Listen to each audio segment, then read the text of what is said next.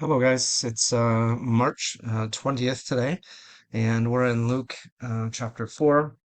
And I think it's interesting here, just a couple of words on this, that we have the temptation of Jesus here in the wilderness by the devil, and the Holy Spirit leads him out there into the wilderness, and he passes this test by quoting scripture with him, and those temptations are kind of one-on-one, isolated, just the devil and Jesus together there. And it says at the end of that passage, verse 13, when the devil had finished all this tempting, he left him until an opportune time. And the other synoptic gospels go to other episodes at this point. But Luke comes to one in Nazareth, and he has Jesus right after this, returning to Galilee in the power of the Spirit, and news about him spread throughout the whole countryside. He was teaching in their synagogues, and everyone praised him.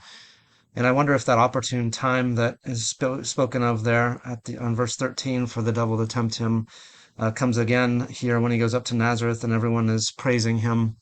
I wonder if that's a temptation as well, especially as he goes home in verse 16.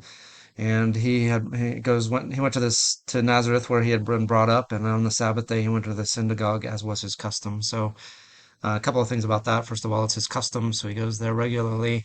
It's his habit to go to the synagogue on the Sabbath, and I think that's a good habit for us to also acquire and use through our lifetimes. But I wonder if the temptation here might even have something to do with him getting an opportunity to speak in that synagogue, and wondering exactly what he's going to say. These are people he's close to who know him well, he knows them well, has a reputation there, and I wonder if there might be a temptation just to say something non-controversial, something that wouldn't be offensive.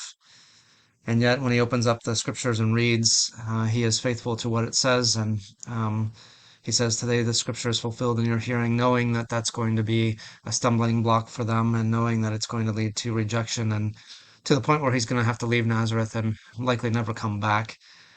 He has already done some miracles down there in Capernaum, and they've heard about those things, and they're asking for him to do those same things there to prove himself to them. And I think the thing that is really offensive, though, is that he says that even a prophet like Elijah in his own day was not accepted in his home area either, and ended up doing most of his miracles outside to Gentiles, and that's what is offensive to them, is they don't want him to go to outsiders, especially to Gentiles. They want to keep him for themselves, if he is actually the Messiah.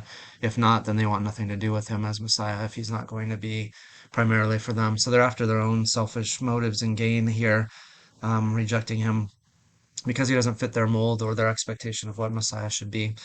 Perhaps that's a temptation that's talked about there, and I think it's just interesting that Luke puts those back to back with temptation in the wilderness by the devil. Now he's got temptation by people in his hometown. Quite a different set of circumstances. All right, that's it for today.